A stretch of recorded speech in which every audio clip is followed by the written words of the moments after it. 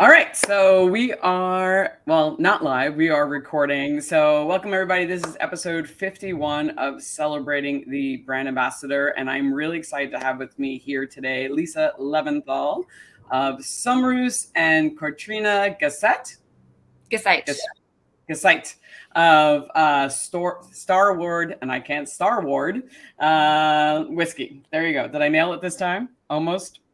For some reason that last one, the ward, kind of throws me off. So I'm excited to be here. It's all women. Usually it's like me and two guys, or me and so it's very rare I get to have all women on the show. So ladies, thank you so much for taking time out for me today. How's everybody doing? Great. Yeah, good. Thank you. Excited to chat with you guys. Good, me too.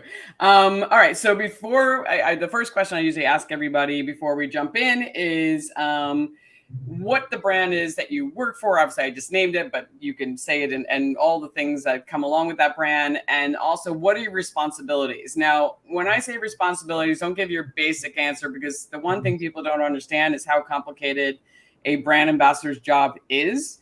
So I really want you to expand on that. Like, what is all the things that you actually are in charge of, so people get a real sense that like every single job and every single company is completely different. So Lisa, I'm going to start with you.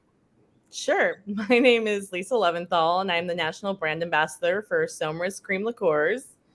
In the background here, it's a line of cream liqueurs inspired by Southeast Asia, so specifically India, where we bring flavors to the world that have never really been developed for the spirits industry. So we've got a chai cream liqueur, a mango cream liqueur, and a chicory coffee cream liqueur. And they're yummy. I've had them. They're quite delicious. We like to think that they're the next generation of cream liqueurs. So a little bit lighter, easier to drink, lower ABV, and really great sessionability. So, and then my roles and responsibilities, I wear a ton of hats, as Elaine kind of alluded to, as a brand ambassador, the things you do for your role. I am in charge of training, event planning, logistics from start to finish on a bunch of different things. I'm currently running around the United States trying to get Carnival Cruise Lines up to speed, which is super fun and interesting, dealing with cruise lines. I do everything from off-premise to on-premise to working with distributors to buyers to consumers, everything, you name it under the sun, pretty much. So it's kind of And in a way. Huh? How long you been with the company? Almost 5 years. And the brand is only 7 years old. So I was employee number 5. That's amazing. And then you were also came from we'll talk about your past. We're coming from the restaurant and hospitality world before you jumped into this role. And KOTRYNA, you? Yeah, I am the East Coast brand ambassador for Starward Whisky, which is a brand out of Melbourne, Australia. It's an Australian whiskey matured in red wine barrels, kind of asking the question of what the next generation of whiskey looks like, and what does it taste like, and who is it for, and how is it drunk, and what's it drunk with, and sort of our sort of big answer is for anybody at any time, and let's have a different kind of conversation about it, and let's drink it with food, and let's just have fun with it and not keep it in a cabinet for your granddad. So my roles and responsibilities also kind of all over the place. Obviously, I'm based in New York, and my markets are, I've got the whole East Coast, but definitely a big focus on New York City, upstate, and DC is another one. And then I kind of go in and out of Miami when I can. And yeah, similarly, kind of all over the place. On-prem is definitely taking up, I would say, like 70% of my time. The last year, you focus on for on-prem, because it's kind of interesting for a whiskey brand. Yeah, so for the last year, it was Michelin restaurants, and talking about how to pair whiskey with food. So that's been really fun. But that partnership is, we were the official whiskey of the Michelin Guide for the last year, and that year is finishing up next month. So it's my responsibilities are going to get shifted back into sort of like cocktails and that whole scene. I work a lot with our PR firm and help out with events, pop-ups. I do some marketing stuff. I help design POS from time to time. It's all over the place. So it's sort of different every day. But definitely strengths lie in on-prem, specifically with either food or like a sort of out of the box cocktail focus. No, I love, and I mean, every brand ambassador job, from what I, over these 51 interviews, it seems to be very different, but you both work for smaller companies. So your role definitely becomes one where you do get to wear a lot of hats. I don't know if "get to" is the right word. You have to wear a lot of hats because there's a very small team. But then again, I always think of it's probably the most, in some ways, the most invaluable experience that you can acquire, because you get to see parts of the brand and do things for a brand that, if you work for a larger company, you don't, because you have a very, there are people for that, and you don't have to do that, which is great, but sometimes also is a detriment because it doesn't give you a chance to learn. But I want to jump into the fact that you both have a little bit of unusual past to acquiring your current roles. So I want you to share your story to what led you into taking the jobs for this particular brand. KOTRYNA, I will start with you this time. Yeah. So unusual past is correct. So I'm from New York, not born but raised. And I was an actor here I went to like a fancy conservatory program and studied Shakespeare in London at the Globe. So like super lucrative, which meant that like right after graduation, I went right into bartending. Which I did with like, a Shakespeare show here and there, but mostly bartending. And then just like burnt out in New York, which I think happens a lot with people, especially from a creative standpoint. And when you like just have to pay rent the whole time, burnt out, and like on a whim decided to move to Australia in 2017. And it was supposed to be for a year.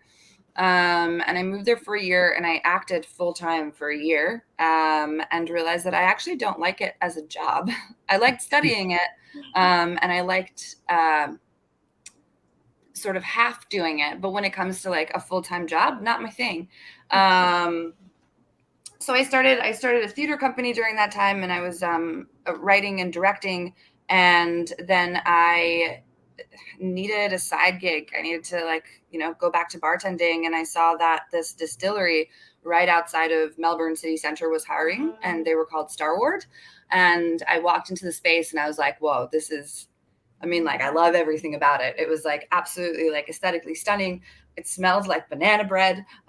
Everyone was like so sweet and wonderful. So I started there as a bartender, and then moved into doing distilleries tours throughout the day, and then sort of shifted into leading master classes on distillation. And then towards the end of my tenure there, started like in an unofficial manner, like following some of the distillers around and being like, what's that?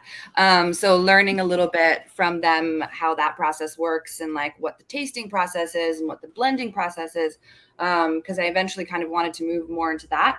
And then my visa got rejected, and I had to come back to New York. Not funny, but it happens to so many people I know who go to Australia. Yeah, it was banana. I was like, I like had a house, you know what I mean? I had just bought a washing machine, and I got an email that was like, you got 30 days. So I packed up and left. In between that, I went to Southeast Asia for 2 months to sort of like, deal with all of that. And while I was there, I started talking with the founder of Starward, named David, who had just moved to the US to launch the brand. And he was like, listen, like we're launching the brand literally like the week after you're supposed to land back in New York. Do you want a job? And I was like, yes, like I did not plan any of this. Yes, please. So I kind of landed into New York and like 3 days later, still jet lagged, like started the job. And that was almost exactly 3 years ago to the day. And it's been pretty exciting ever since. Definitely one of the best stories I've heard That's so far. awesome. Like, it's definitely the unusual path into the brand ambassador role. And you're not the first person. I was talking to my friend, oh my God, Tim, and he was saying, he bought a house. He was playing soccer over there. He moved to Australia, and you just kind of forget.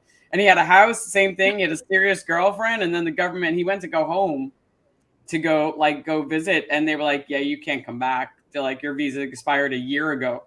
You should have been got out of here." So yeah, you can either go to jail or whatever it was. Like, you can get released, or you can just not. So he moved to New Zealand. Actually, he went home and then moved back to New Zealand for a while. But yeah, that's a whole nother story for another day. But they find you eventually. They do. They're brutal in Australia. And I actually have a few friends that did the same thing. They hopped over to New Zealand, which was very much a part of like what I was thinking. But I also hadn't been back in 3 years. So I was like, whatever happens next, let me like maybe just like pop on back home and like say hi to my family. And yeah, and then that was only supposed to be for a year, actually. And then COVID. There you go. And COVID changes it all. Made so many Yeah. decisions for us without even thinking about it. So yeah, it's interesting how that worked out. So Lisa, tell us your story. You definitely, and by the way, you have to upgrade your CV. You have to tell the place. You've worked with some incredible places, like iconic places, and it's like hospitality 60. I'm like, no, like, expand on that, woman. They're incredible places. Oh, thank you. So my career, I'm originally from Florida, and my career started working for some very large corporate companies in Florida, specifically like Jarden and Walt Disney World. Those guys were my home for a really long time. And then I was kind of frustrated at the fact that I couldn't make any serious changes in a corporation that large that would be impactful to the business or to any of the employees. So I kind of packed up and I moved out to California and started working for some kind of medium-sized groups, specifically the Plump Jack Hospitality Group, which is up in the Northern California, San Francisco area. This also gave me an opportunity to work with restaurants, hotels, bars, retails, nightclubs, kind of really running the gamut of hospitality.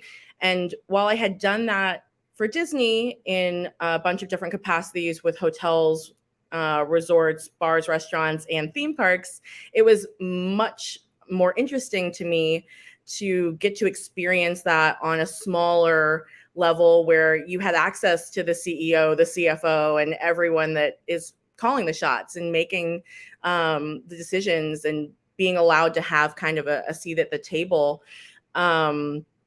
So I worked for Plump Jack Hospitality. I ran the Balboa Cafe, which is kind of an institution in San Francisco, and enjoyed very much being a buyer and working on all of the menus and different properties, and would go to Jalisco and buy barrels of tequila, and go to Kentucky and buy barrels of bourbon, and it was a fun job.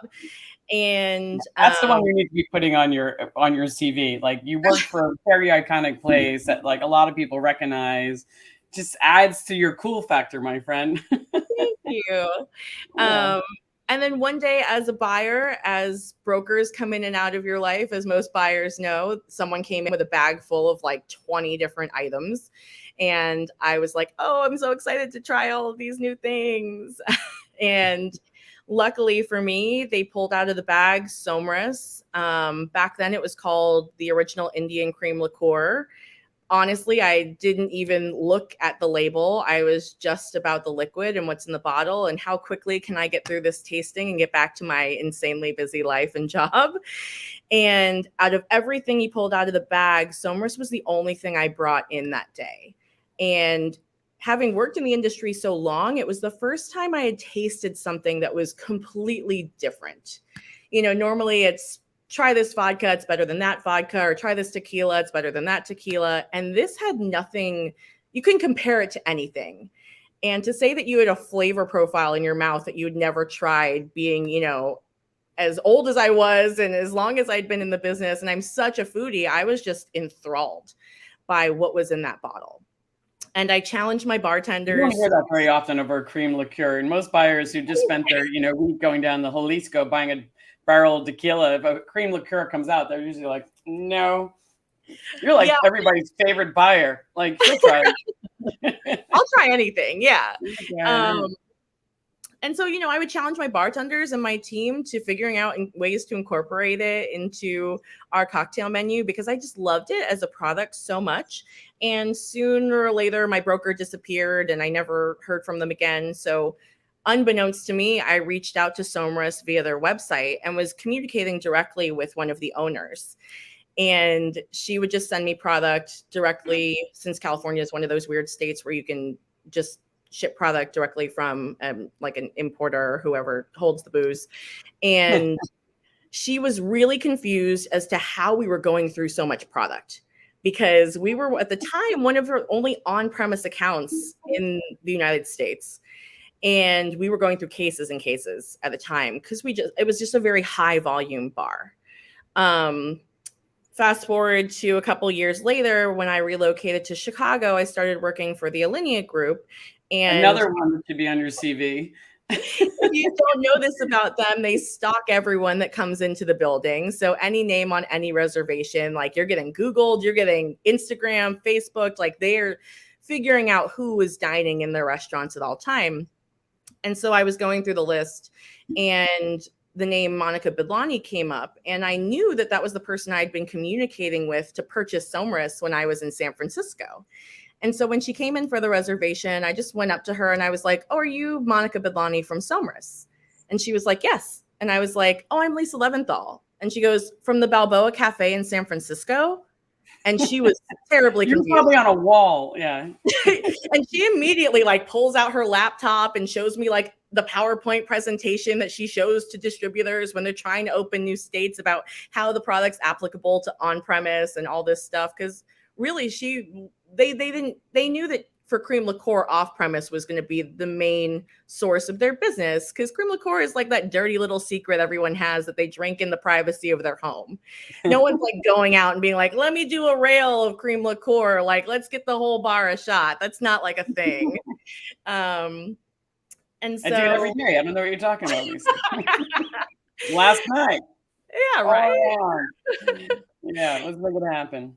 So basically she was like, we have to get drinks. And she offered me a job. And I was like, you found me at my place of work. Like I have a job.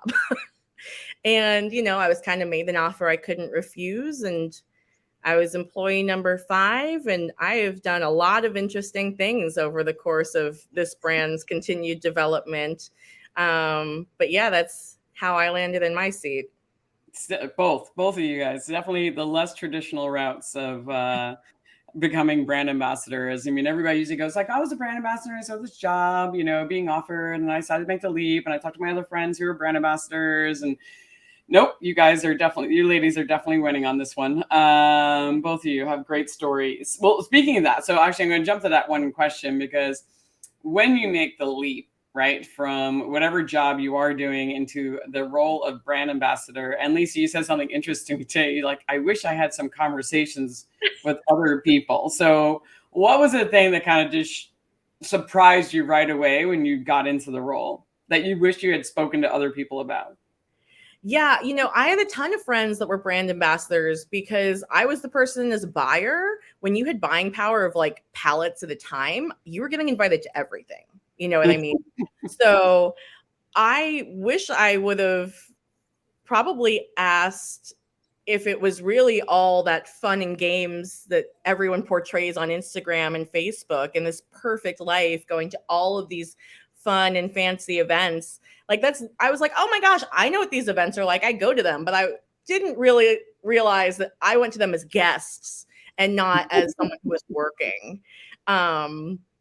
So I definitely wish I would have asked about like, what does your schedule look like? What does time management mean to you? Like, how does your travel schedule work? Like, what are the resources that you have? And who are these companies that you partner with to execute these different things instead of really being thrown in the deep end and being told to figure it out, which I love.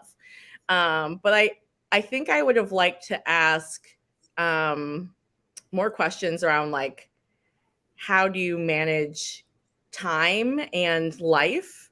Because Yeah, that's I hard. feel like my day-to-day schedule looks like I'm playing a game of Tetris. And that my travel schedule feels like a Jenga board where I'm like, oh no, Yeah, managing your schedule is probably one of the hardest things that most brand ambassadors say, because you go from having a scheduled job to not having a scheduled job, and your time is your own, which is great. But now you have to figure out how to manage it, and there's nobody there telling you what to do. You just have these like aloft, these goals, but on a day-to-day basis, it's your own, and then you have to try to figure it out. Like, all right, so how do I have a downtime and a day, in my month so I can do my laundry? Or spend time with my family, which is never easy. And then, but one thing before I go to KOTRYNA, go ahead. Sorry, what'd you say? I was saying like working on weekends and stuff like that, and then like not feeling guilty about taking a day off like during the week. Otherwise, then you just have no time, and it's like, oh my gosh, how do I? Yeah, you feel guilty when you're not working, because half the time when you are working, it doesn't always feel like work, because it's kind of fun work in some ways, because you're out and you're doing things. And then, so when you take off, you're like, am I really is it okay if I take off? I'm not sure. But I wanted to, before I jump to KOTRYNA, I think that was one other thing you said yesterday. It was really funny about, because you were a buyer before, and then the thing that shocked you when you started dealing with buyers. No one returns your phone calls. Like no one returns emails. Like people, I've never been ghosted so much in my entire life. I had no idea, because as a buyer, I respected everyone's time. I was very conscientious of that, because being in sales isn't easy. And I knew that people were traveling all around the world, you know what I mean? Like coming to see me, because my account was the Lighthouse account. And so if they had an appointment with me, I kept it, and I made sure to show up, and I gave them my time and attention very consciously. So when that wasn't the same respect that I got back, I was just shocked. I was so confused. Yep, that's definitely a shock. People always say like, oh, I'm just going to text my friends. I'm like, your friends aren't your friends anymore. They're the buyers. So it's going to be a very different relationship. KOTRYNA, what was your shock when you, or what was the things you suddenly, when you started doing the job, you're like, whoa, nobody told me about this part of the job, or I wish I'd known? Yeah, I think honestly, it's so nice like hearing this, because I'm like, oh, validation. It's similarly because my last bartending gig in New York was at Jacob's Pickles, which is like a wildly high volume brunch spot. And I remember like being behind the bar, and when people would come, like I had no buying power or anything, but they would like sit at the bar and we'd become friends. Like I loved it when they came in. It was always like such a delight to talk to these reps, and like they would like let me try some stuff, and I would always be welcomed. Like it was awesome. And then, yeah, similarly to what Lisa just said, I realized that like actually a lot of places don't want you there, which like I would walk in and be like, why? Like, you don't want to talk to me? I'm funny. Like, it was just kind of like, it was hard to like not take it personally right off the bat, because I'm like, like what's wrong with me? Like, it's fine if you don't like my whiskey, but why don't you want to talk to me? Like, yeah, the being ghosted, people hiding from you. I was like, what is this world that we're in? So like getting over that a little bit and just like not taking it personally and finding my own style that feels natural to me took a little bit of time. And just like, yeah, I wish that I had known that people would just like off the bat not like you because you're a rep. And I was like, that was so shocking for me. You're like, I'm a nice person. I'm pretty cool. You want to know me. Yeah, why don't you want to know? I have tattoos. Like, what's wrong with you? We both worked in the industry, so it's not like we were going in like prime time, like trying to talk to someone in the middle of a lunch rush. You know what I mean? Like, I would never do something like that. But still, it was like there was a time I went to account where the bartender told me the buyer wasn't there, and I could see them in plain sight, and they kind of like just went around the corner and like went upstairs, and I'm like, I Wow. saw you. Like I saw you. I know there was one time this actually happened kind of recently, to be honest, where the buyer, like, we literally made eye contact and I was like, hey, and he waved back and then he hid. And I was like, what? What is happening? Yeah. Did you have an appointment, or are you just like stopping by the I account? had an appointment. Oh my God, that's terrible. Like, how do you do that if you have an appointment? Like, I could see if you're just stopping by and you could just be like, yeah, it's nice to see you, and then pop it. But to have an appointment and then recognize them and then disappear that's So pretty weird. fucked up. So those are some things you should know as a brand ambassador to expect, that you just don't realize it, because you're not that kind of person. It is sometimes really hard to empathize and realize that other people are not like you. Like, you respect other people's time. Not everybody's like that. Right. We're like, it's again, like, it's nothing against the buyer. Like, clearly none of them are bad people. I mean, some of them are, but like 90% of them are not bad people. Like, the assumption is that these are all good people, but they've had bad experiences with reps, with brand ambassadors, where their instinct is to avoid. Mhm.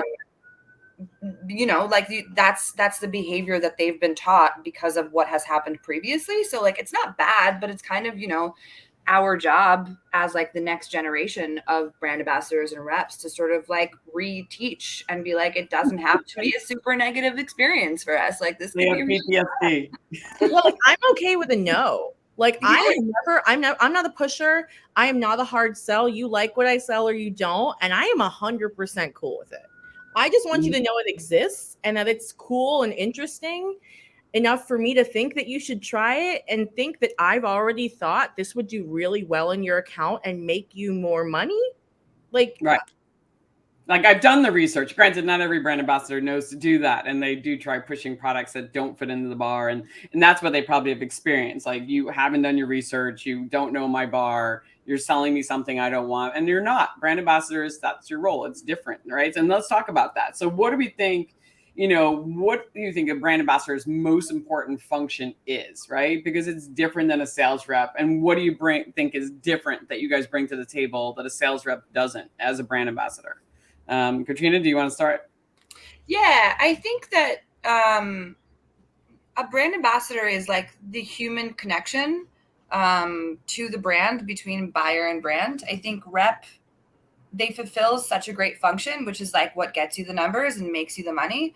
But I think a brand ambassador has the opportunity to plant trees as opposed to grass, if that makes any sense. Like, we have the opportunity to like really grow these relationships, be the human connection, be the person that they call to ask questions or need a favor or any of that. And just like, we've got the opportunity to like be friends, you know what I mean? And like make meaningful relationships that go outside of the day to day.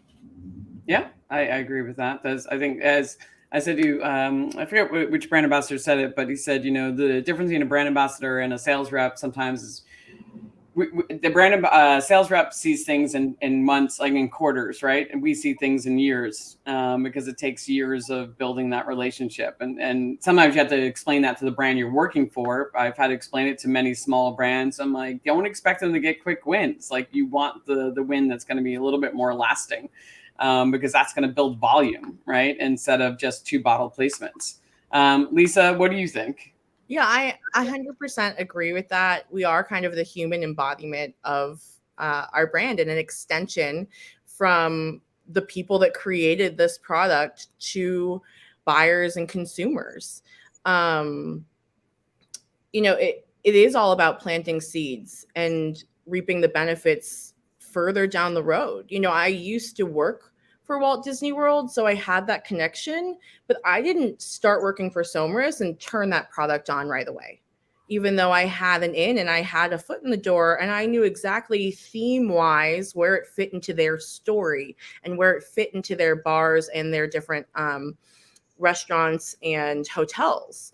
And it still took me, like, explaining to a small group of people and our owners who didn't come from the hospitality world. They came from more of a financial background and a consulting background.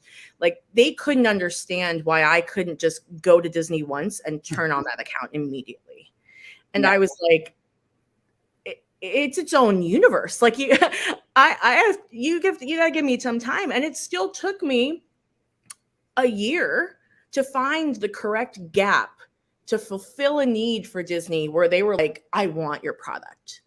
And it took digging and searching and finding the right person and explaining it in just the right way where it made sense both for them on a financial and a thematic way that they could integrate the product into different properties. So yeah, it's definitely a much greater opportunity to plant these seeds and get to watch them grow into these great relationships that you get to develop over. It's definitely a long game.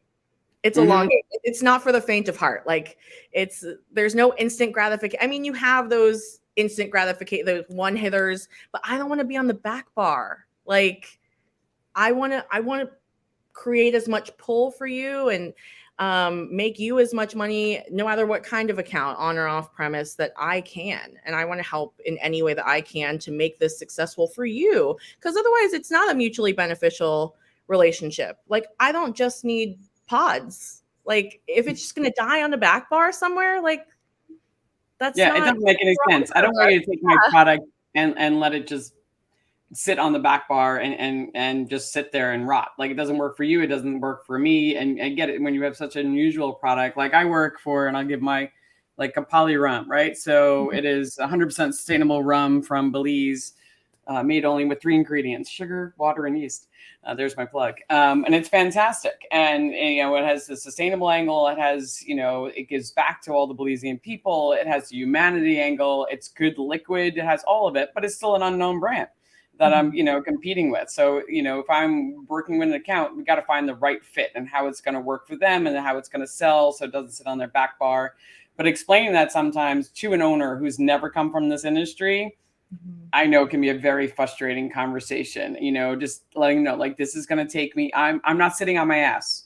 Like these are the conversations we're having, and it might be a year. It might never happen. Might do this for a year. And then they decide, nope, not going to happen. And I think they were asking me to call in a lot of favors at the beginning. And I'm like, we don't want a favor. Like a favor is not doing anything for us. Yeah, let's talk about that, because favors is a big thing, right? So that's a lot of things, not a bar like they're like, oh, call your friend, it's a favor. But you can burn your relationships. I mean, Katrina, do you have any thoughts about that? Like favors, like, good or bad? Yeah, I mean, favors they're tricky, right? Like first of all, if you ask everybody to grant you a favor, you kind of just get one if you don't follow up properly. And then you can burn relationships that way. And I don't know, I don't think favors are useful. I think don't do the favor. Let's go out to dinner and we can chat about what both of us need. And then we'll find the right time, we'll find the right space, and let's figure this out. I'd say don't ever ask for a favor. And even if it's offered, I think it's very rarely a good thing. Yeah, no, I agree with you. And that becomes the lessons a lot of part-time brand ambassadors have to learn, because they, they just, they're hired because they're connections, and who do they know? And their Rolodex, which is fair, right? That's what I would hire somebody for that. And those are they should be the easy wins. And they generally aren't. They sometimes are. Like sometimes your buddy, but as you said, it has to be the right fit for the bar. Like never put a product in a place that's not. Yeah, it's interesting now that I'm sure you feel the same way, Lisa. You can actually spot favors be on a back bar or on a menu and be like, nah, that wasn't organic. Somebody did something, or somebody paid someone, or someone knew someone. This wasn't an organic thing that happened. Yeah. Yeah. There's a real expensive steakhouse here in Chicago, which is, half the restaurants here, that had 3 rum chata cocktails. And I was like, no offense against rum chata, cool, good for you. But how? Why? Why would you do that? That's a lot. Or when you see, actually, I know what you're talking about. My local bar here, which carries the Kapali, and because it fit, and we did a cocktail on the menu. But I'll look on their back bar, and there's, I don't know if you've noticed the new trend of orange whiskeys, like whiskeys that are now orange flavored. Yes. Oh, and they're all disgusting. Very Every interesting. single one of them. I've tried them all because this bar has them all because I can tell. I'm like, oh, they're like, oh yeah, they just put it in the freaking case. You know, you buy this case and they throw in the 2 bottles and they're all in the back bar. And I was like, what do you do with them? Like, we eventually put them in we have a punch, we have a machine, and we just kind of circle them out. We figure out ways because I've now tasted them and they're disgusting. And it's not a good fit. But yeah, that's the favor. When you see that some sales rep just said, hey, can I make my 2 bottle placement here? And that's the account sometimes being a good account. Like obviously they're doing other business. Yeah. So like, sure, throw on the 2 bottles. I was that buyer. And I threw all of those weird things into Long Island iced teas and never thought about it ever again. You know what I mean? And they never even went on my back bar unless they were bringing in some big wig from like Pernod Ricard and they needed to show the whole family. Yeah. I was a great buyer. You know what I mean? I played ball with all of these people. But like as a supplier, you realize that those favors just they don't help anyone in the long run. Yeah, well, let's talk about it. So we were talking about relationships between buyer and brand ambassador, right? So it should be a 2-way street. So what do you think is your best way to build a relationship with your buyers? KOTRYNA, sorry, you. Yeah, I think again, like we sort of keep circling back to the idea that this is a long game. I think figuring out what they need on like a personalized level. You know what I mean? Like money is such an easy way to go. Spends are like your baseline, but then like, do they want to go to like the cool new spot, like in Brooklyn that no one can get a reservation at? Do they want to meet this like bartender who's got like a huge legacy? Like, what do they want on a personal level? And how can this job that I have in my position sort of like be the glue between those things? And I think these sort of like meaningful, thoughtful actions are the things that solidify relationships and create these like mini brand ambassadors of all of your accounts. No, I love that. I also love the fact of connecting them with other brand ambassadors because you're right. Sometimes who might not be in our little cocktail world want to meet, you know, the Mosses and the Kentas and the, you know, the Narignon and like, you know, the star bartenders. You can tell my age because that's the generation of star bartender from my age. You know, but they want the Southern teas. You know, it happened to me the other day. I brought somebody to an event. I invited them. We were doing a Capali event at Amore Margo, and they were so thrilled. You know, they were a young bartender, and they're like, "Oh my God, I'm meeting, you know, Southern tea. Like, thank you so much for making this connection with me." And I was like, oh, I never thought about that because we take these relationships for granted. But for other people, especially the younger generation coming up, that's a big deal, you know, or to go to the Michelin star restaurant.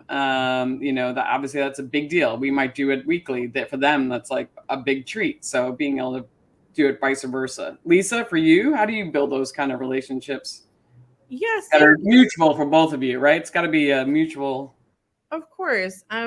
You know, I definitely, very similarly to what KOTRYNA said, try to figure out on like a personal level what they're looking for. And if there's any way I can help facilitate that, you know, it's almost like becoming a Make-A-Wish employee. Like, and then I kind of think of it as a challenge. Like, oh, you want to meet so-and-so or go to this basketball game or go to a Cubs game or whatever. And I feel like I have a lot of friends that are bigger brand ambassadors than I am, that have more resources, that I'm fortunate enough to still call my friends to say, hey, I have this person that wants to go to Pebble Beach Food and Wine. Like, who can help me out? Like, yeah. So, like, that's when I use favors, is when I'm like, oh, I can't provide that experience, but like, here's how much of your product they actually buy too. Like, can we work on this together to get them to go somewhere and stuff like that? But like, I've even found out for like a buyer, a restaurant they wanted to go to, and just gotten them a gift certificate so they could go with their significant other. And I like babysat their kid. You know what I mean? And like, that means that's going really far.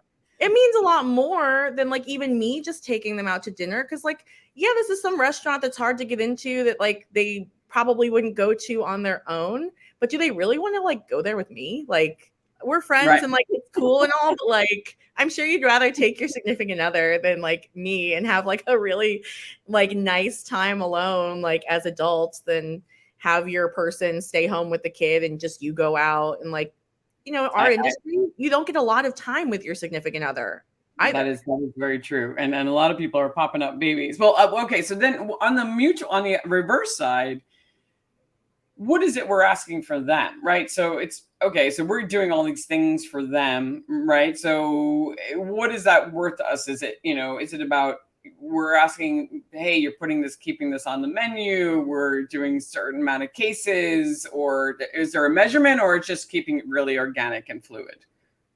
So there's got to be a win-win. Like if we're doing all this, like sometimes I've seen people spend a lot of money in an account, like a lot of money doing all those things for buyers, and like the account only takes in a case the entire year. And I'm like, you are spending a lot of time and money. Like I would do the reports for the team when I was managing a bunch of teams. I was like, we dropped $6,000 in that account this year, and they took in 2 cases all year long. So I don't think this is a mutually beneficial relationship. So how do you make sure that doesn't happen?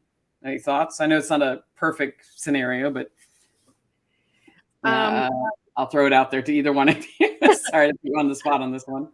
I feel like it's a tricky one.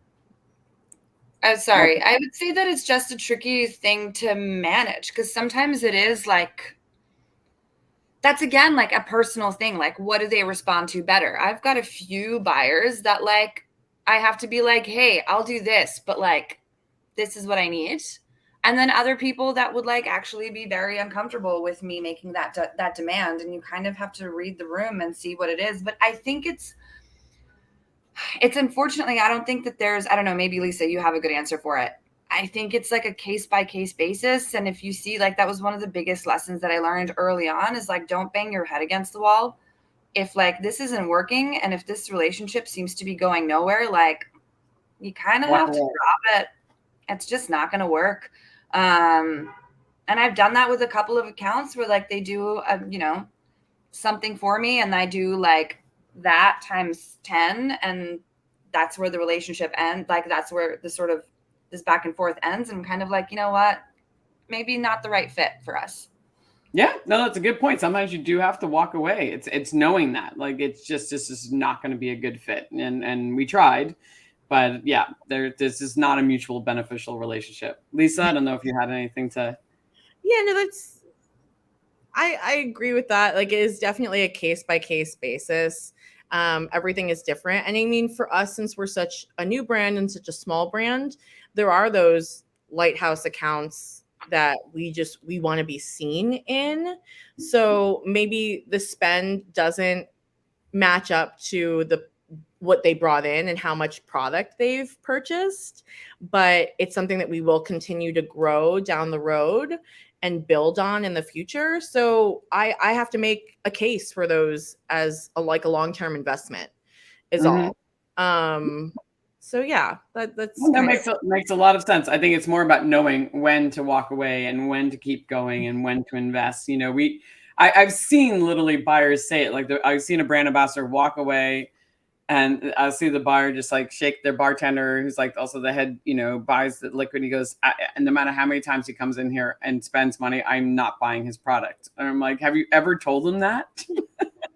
And I think they were like, no. I'm like, well, it might be kinder for you to just say to you, like, hey, dude, like you, never going to happen. So if you want to just come in here, and hang, that's cool. But you're kind of banging your head against the wall. Like, it's just never, because like that, how many times he's been here? He goes, oh, he comes here at least 3 times a week. And I was like, do you think he comes here because he's trying to build that relationship? He's like, yeah, some of it's just a hang, but yeah, I think he is. I'm like, well, now you're just being mean. You're being like, you're like leading this poor person on. They're like, I didn't think of it that way. I'm like, yeah, you need to let him go. You need to break up with them. Just let him know it's just not going to happen. It's like us, sometimes you just feel bad. You just don't want to tell the person. So that's why buyers ghost us, because they I don't know why people have such a hard time saying no. I think I never had a hard time saying no as a buyer. And yeah, I didn't even feel bad if I didn't give them like a reason. Like the reason is it doesn't fit in my bar or what I'm doing. Like, but do you ever respect the fact that, like, so if somebody says no to me, like I train brand ambassadors, and somebody says no, obviously I train them like, all right, so if they say no, like how to keep the conversation going, and then to find out why the no and where the fit. Because sometimes people just say no because it's just like, I just, it's not right now. Like it could be just right now. It could not be like, doesn't fit. Why doesn't it fit into your bar? Like, you know, what's the fine? Because I'm sure Disney didn't say yes right away. So you had to keep having that conversation, you know, not right now. No, we get all sorts of rejection. So I guess it is continue. How do you continue that conversation? I don't know, Katrina, I know your special skill, and we're going to talk about this, like the skills that we bring to the table, because I think every brand ambassador, every human has their own special skill set, and based on their past, right, and their past experiences that they're bringing to the table. And to be a good brand ambassador, you need to make that connection in order to close the deal. Like, I'm going to use my special skill set to help this bar and to find a way that it's a win-win for both of us. And, you know, so if somebody says no to me, like, I'm going to keep, maybe my skill set is like finding past that no, because I'm like, all right, I hear you saying no, but what if I did this and this based on my special skill set that I have? So Lisa, you said your special skill set was, you know, you brought from your past was costing, right? Yeah, so skill set is making money. So, right. and so say how you use that, because some people forget that they don't know how to make that connection, like using their past experience to then seal the deal, because it's like, all right, I get you, maybe the product is just on the edge and it's kind of like this other product, but I'm going to bring this to the table as well. That's going to make my brand stand out above everybody else. And it's not about the brand, it's about me. For So sure. yeah. Like math is definitely one of my favorite things in the world, because it is just, there's a right answer and there's a wrong answer. And I love that that's so black and white. And since I sell cream liqueurs, and there were some tariffs over the last couple of years on products like Bailey's, it was very easy for me to say, comparatively, like our product per ounce, like the Somrus coffee, which you would put like an espresso martini in the place of Bailey's, it's almost half the price per ounce. So the question then becomes to the buyer, well, do you like making money? Like, how much money are you dropping to the bottom line? Like, how are you costing all of your cocktails? And can I help you make more money? So that's kind of the plan of attack I've had over the last year, especially coming out of COVID, where everyone is so cost conscious. And then with all of the inflation that's going on, it's just, our product is made in America. It's, you know, it doesn't have to be imported like Bailey's does, stuff like that. It makes sense from a financial standpoint. So help me help you. I muted myself. And Katrina? That's a really great special skill. I want that as well. Yeah. But I'm actually terrible at math and have been questioned on whether I even know how to count. Jury's out. Not sure yet. My special skill is to make the human connection so that nobody feels like they're being sold to, and just make the buyer or whoever I'm talking to feel like we're just friends, like chatting about life. And that definitely comes from my sort of extensive and like quasi-psychotic theater training, which is very, very focused on like reading the minute details of and like social cues that people are giving out. So I can read people really easily, which is wildly helpful when it comes to, you know, like, oh, this is not the direction we should be going in, and just like sort of navigating conversation to make sure that like people don't feel like they're being sold to or taken advantage of. And then this is where I need a numbers person coming in. So I work closely with our sales team, because I'm the person that like derails the conversation and makes everyone like, you know, feel very comfortable. And then the salesperson would come in and be like, well, this is what we need. And it'd be like the perfect thing, and little, like, you could call it a little bit manipulative, but it works. No, you need that perfect combo. It is, sometimes you do. You need that person that kind of keeps the conversation and gets to know the buyer. I find that is one of my special skill sets as well, is I will ask those questions and find out about them and make that connection and find that equal ground where we're like, all right, we got something here. I'm getting to know you as a person. I'm finding out what's important to you, finding out where it is where the sales reps just okay, so the case sale is this is, whatever it is, and they're making their numbers, and I'm finding out, all right, so let's find out more about the bar and the relationship, and again, steering. I mean, sometimes my sales rep went on a blitz recently, and he practically kicked me underneath the table because I was probably harder selling. The guy kept saying no, and I kept trying to like asking the next question to find out. So like, would you be open to, if we just threw, how about we just, would you be open to us just like throwing 2 bottles on the next order, and then we come in and do a staff training, whatever. And I realized I had been out in a while, like doing a blitz. So I was like testing out all these tools that I had just, put through some of my brand ambassadors too. And I was like, nope, that was the wrong person. Like I wasn't reading the buyer.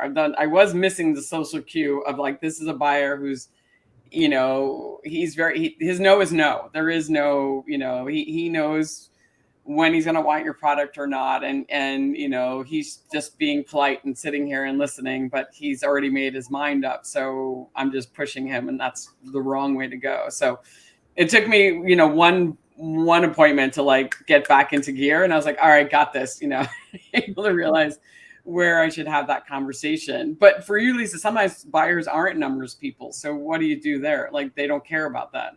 I mean, there you pull a KOTRYNA and you have to like read the room and know exactly like where, like, do I start talking about local sports teams? Do I start talking about their cocktails that are currently on the list? Like, what angle can I now take to try? Like, some people are complete Indiophiles and they love everything from India and they're obsessed.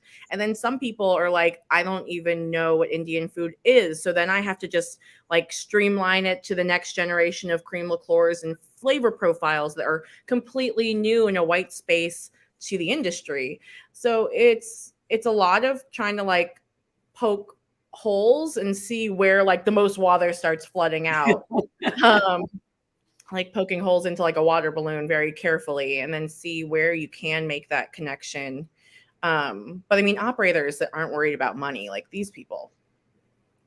Yeah. They need well, let's talk about that. So things have obviously changed from when before COVID and now coming out of COVID.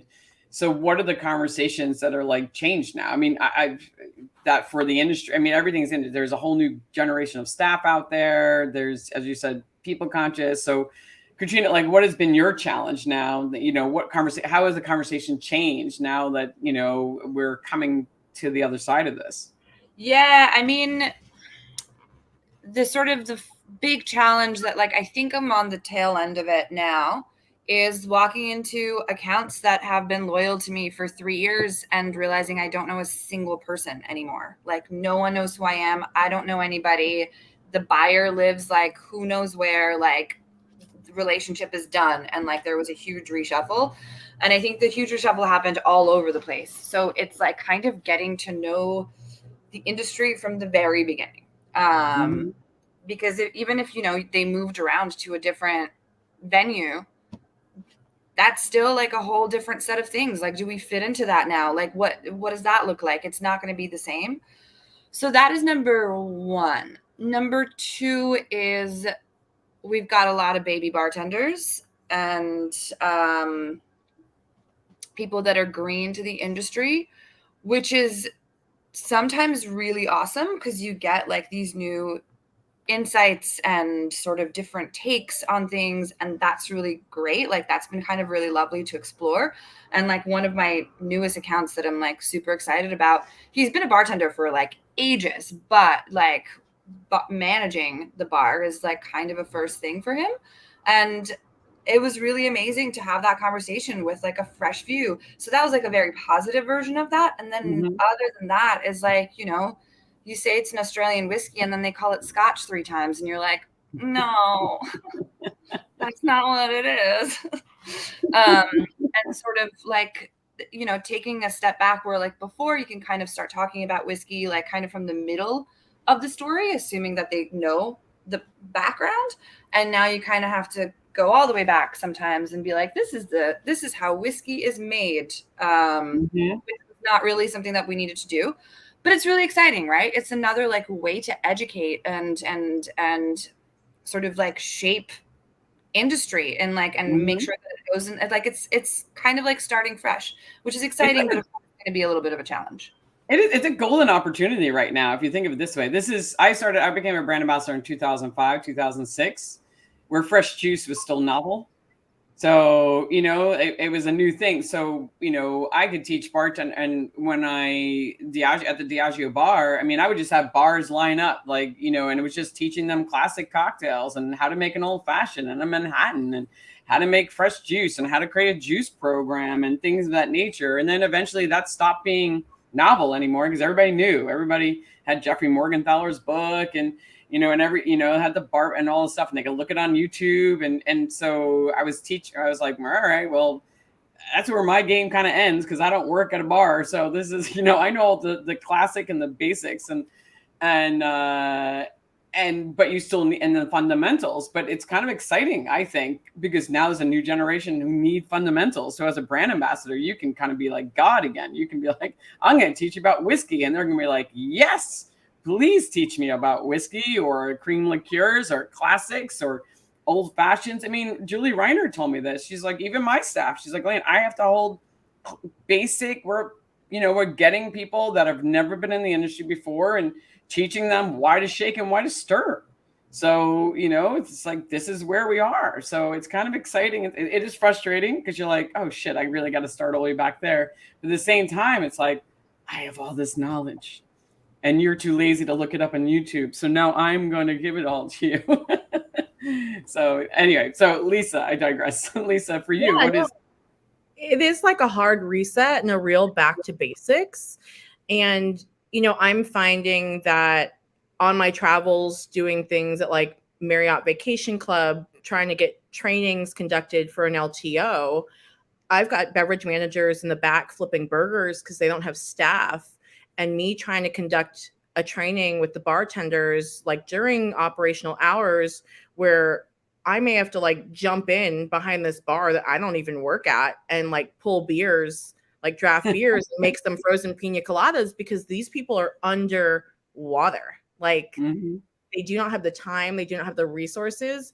So I feel like some of the asks now are going back to those basics.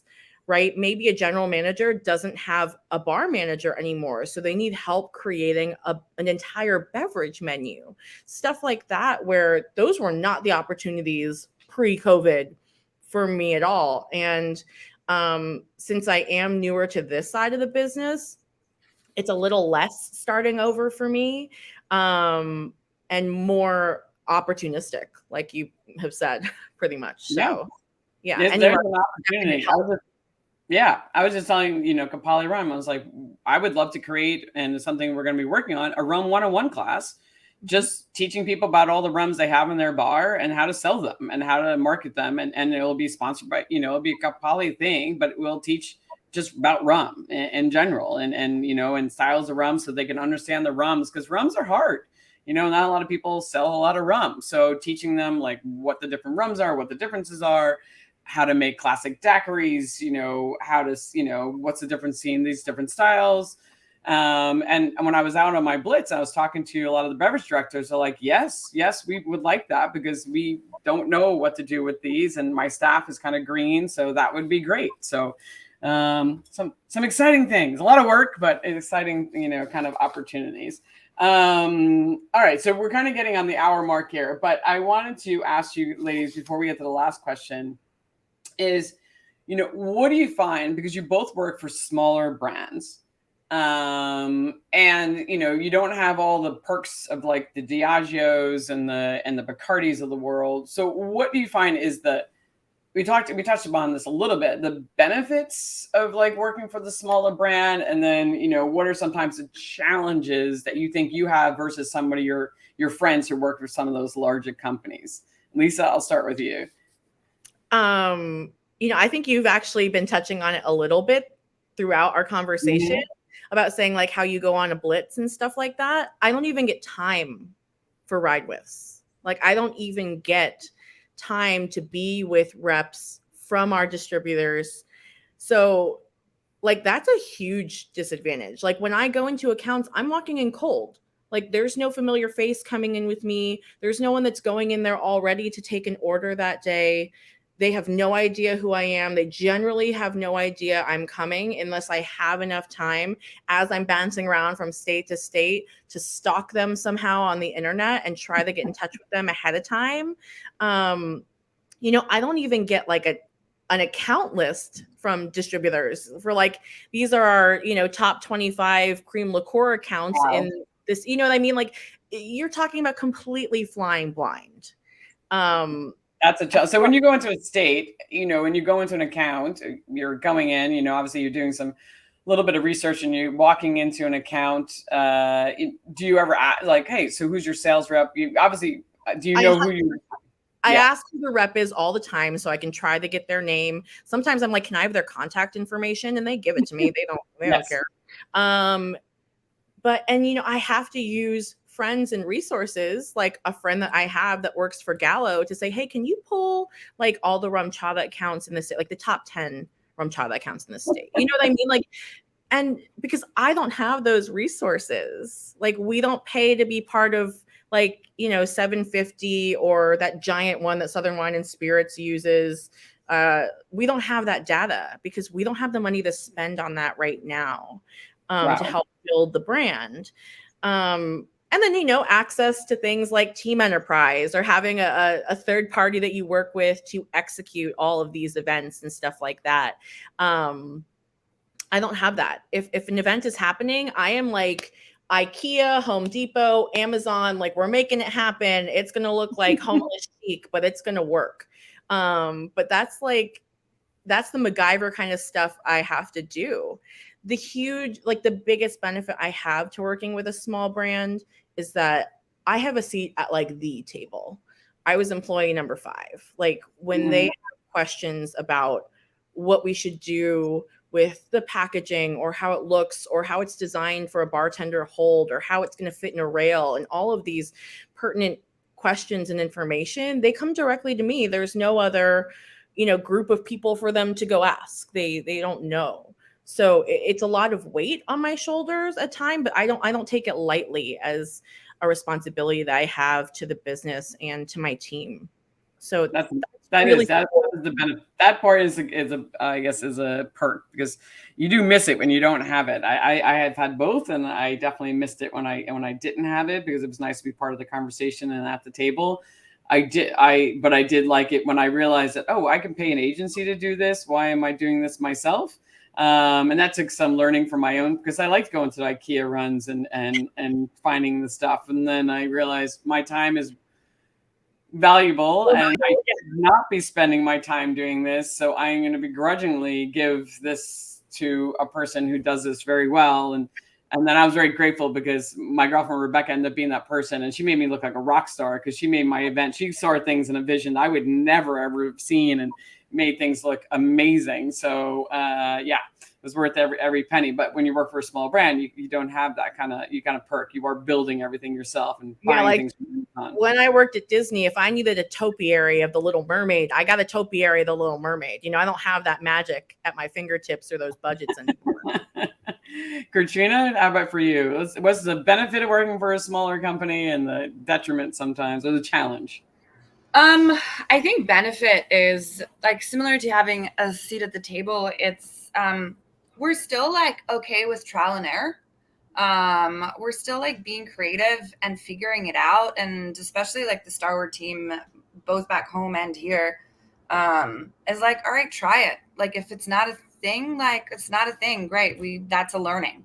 And sort of like still tweaking the story, still tweaking how we talk about it, and just staying creative and fresh because we still have so much space to explore and grow. And that's really exciting. You know what I mean? And I'm able to, like, next weekend, I'm going up to Hudson to sponsor like a queer circus for Pride. And like my team was like, yeah, I don't know if that's on brand, but like, go, sure, that sounds fun. And I was like, okay, let's try it. So that's been really fun.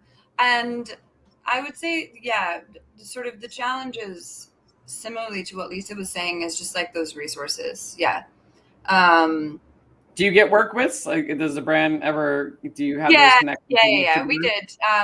Things sort of shifted over COVID and past COVID, but we do have that. We're also, and you have sales reps, right? You have sales reps. Yeah. So we've got Redwood brands. We've got a very sort of like complicated. We're like part of the incubator program called Distill Ventures, which is a Diageo offshoot. And then the incubator program created a sales team, which is Redwood Brands. So it's us and two other brands in the States, and then other ones in the state, and then other ones in different states. So we do have some of those resources, which is great. But I would say still, you know, like you kind of can walk into an account and be like, whoa, this one's owned by Campari. And like, we're not going to do that here. So just like those resources, but again, like sometimes that's not a challenge, right? Like sometimes that's also a positive of like, we're going to find another way around. Like that's such a easy way to go. We're going to take the hard, long road. But it's going to be great. I love it. It's all about the attitude. You can see it as a challenge, or you could see it as, you know, an opportunity. I guess that's the way to look at it. All right, Lacey, since we're past a little bit of an hour, I always end this podcast with the last question is always, any last words of advice for those who aspire to be, you know, brand ambassadors, to have a successful career as a brand ambassador within our industry, besides loving the brand that you work for?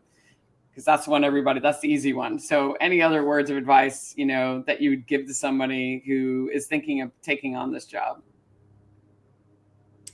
I'd say one being is like for the job specifically is like plant trees, not grass, when it comes to relationships and finding the right accounts and partnerships for yourself.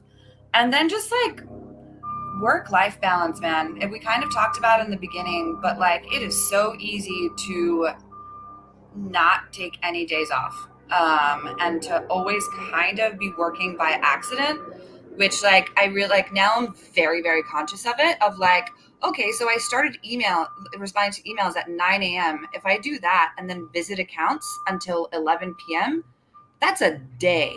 And if I do that every day, I'm going to burn out in a few months. So just like blocking off time, like making sure, like another like weird one that I have is like, I've got a bar that I go to in my area a lot that doesn't carry Starward, and they don't know what I do for a living, so that I can go there and just have a beer and like not feel like I'm working. So just I have that too. Very clever. Yeah. Separate things out. Absolutely. I love that. But yeah, definitely ending your day, having a start and end to your day, and taking some time off, but having that local bar that has no idea you're in the industry. My husband actually was the one who enforced that, because I was like, but this is such a good opportunity, Kat. He's like, no, this is our place. We're going to have dinner here. Nobody's going to know what we do. They're going to not know we're in the industry. We're just going to chill out. They're going to serve us bad martinis, and it's going to be fine. Like, you're just going to drink them and enjoy it because we like this place. It's like, fair enough, because it was an amazing place, besides the fact they couldn't make a good drink, but they tried really hard.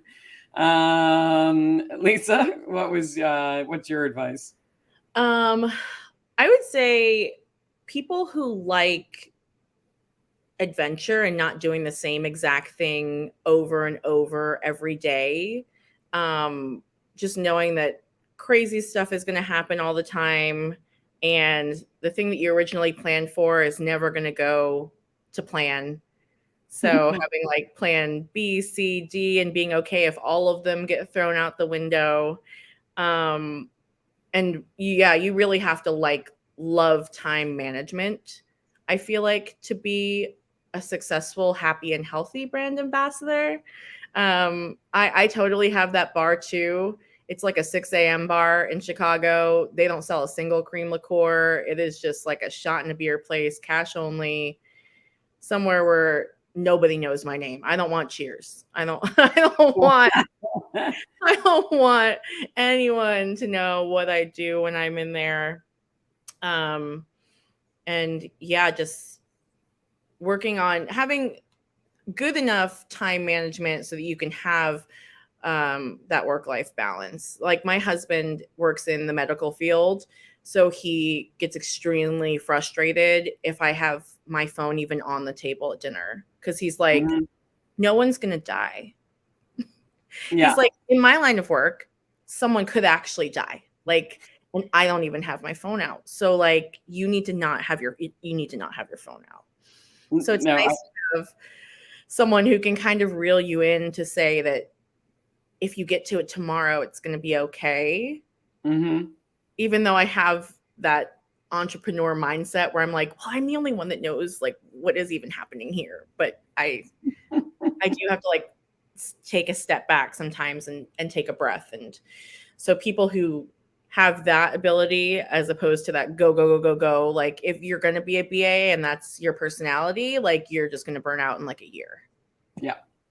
No, I absolutely agree. And I love that. And my husband does the same thing. He tells, take your phone. It's okay. You can shut it off. And I've gotten very good at that. Actually, in my Brand Ambassador Academy, that's the number one, probably most requested workshop I have is the executive skill sets. And it's about productivity, time management, and etiquette when it comes to emails, how to write an email, and also about texting. You know, when to text and when not text, and how not to be rude, like how to be able to sit at a table, because there's a whole generation who don't know how to do that, to sit at a table without our phones on and to put them away. And it's like retraining our brains to shut off, manage our time, and then just, put it away. Like we just need to turn off. So totally agree with all that, because it's something you have to practice. It's not something we are easily good at. So, ladies, this was really great. Thank you so much. I will, out of respect for what is happening in Texas, we will then show this next week. So I'll let you know. And so I was going to then put the social media out to my Instagram and stuff like that. So I sent you the images, and so people will know that I'll be on next Wednesday on air. But thank you. This has been really a pleasure to get to know both of you better. I look forward to seeing you both in person. Who's coming to BCB? Anyone? All right, Katrina will be there, so I'll see you there. Lisa, not you yet, not yet. No, Tails? but I'll be Tails. Yeah. Okay, Tails. Katrina? We're not doing a booth at either this year. We did BCB last year, but I will be present as both. Fair enough. Me too. I will be there networking and probably holding a lot of workshops. So, but yeah, you'll see me around. So ladies, this has been really great. So have a great rest of your Wednesday, and I'll see you both soon. Sounds Thank you so much. Nice to meet you, Lisa. Nice meeting you too. Bye. Bye.